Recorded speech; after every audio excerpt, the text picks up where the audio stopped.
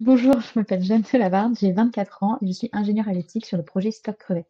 J'habite en Guyane.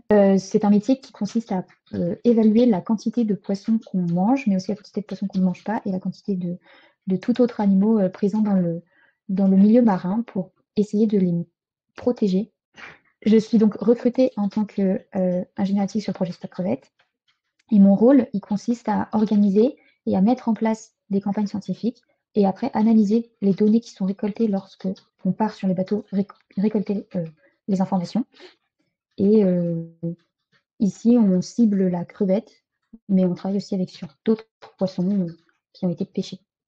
Je travaille dans un bureau, mais lors des missions euh, de campagnes scientifiques, nous partons sur des bateaux de pêche pour faire les relevés, donc en bateau en mer.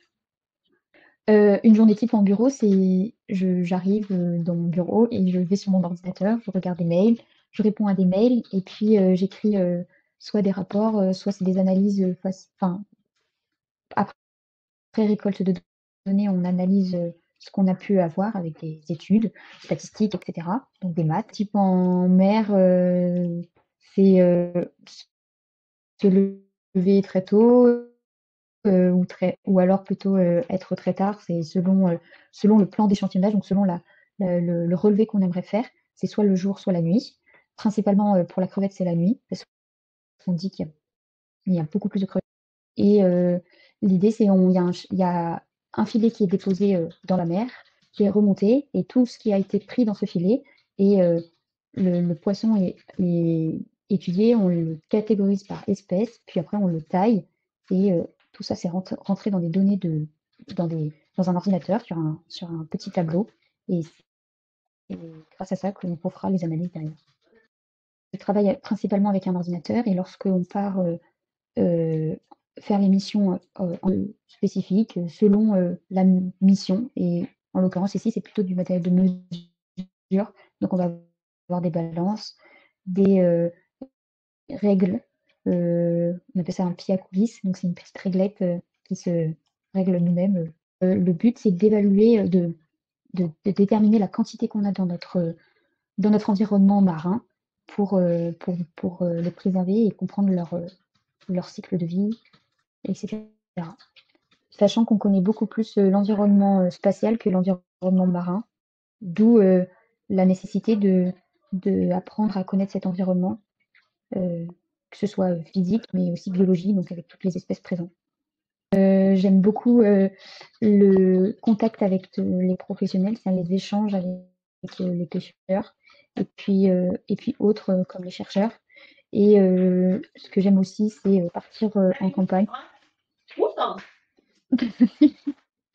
Et ce que j'aime aussi, c'est partir en campagne et partir en campagne, en mer, voir tout ce qu'on a dans nos eaux guyanaises. Et j'aime bien aussi un petit peu la partie analyse de données. Donc, j'ai eu mon bac à l'Externat Saint-Joseph de Cluny à Cayenne. J'ai eu un bac S, un bac scientifique, option SVT. Et ensuite, je suis partie en France pour les études. J'ai fait 3 ans de licence océanographie marine à Marseille. Donc, c'est une licence qui et ensuite, je suis partie en master, donc c'est 2 ans en plus pour me spécialiser. Et les études, faut rien lâcher, il faut travailler. Faut accepter que des fois on ne connaît pas tout et puis avoir réussi à en faire un échange. Mais on peut réussir, moi j'ai réussi via une fac, donc on peut réussir avec des, des, pas des très bonnes notes, mais par contre, il faut persévérer parce qu'à un moment donné, on nous demandera il y a une certaine exigence en fait derrière. Et il y a plein de domaines en milieu aquatique, il y a énormément de métiers. Donc, il ne faut pas s'arrêter à un seul métier, on peut faire énormément de choses.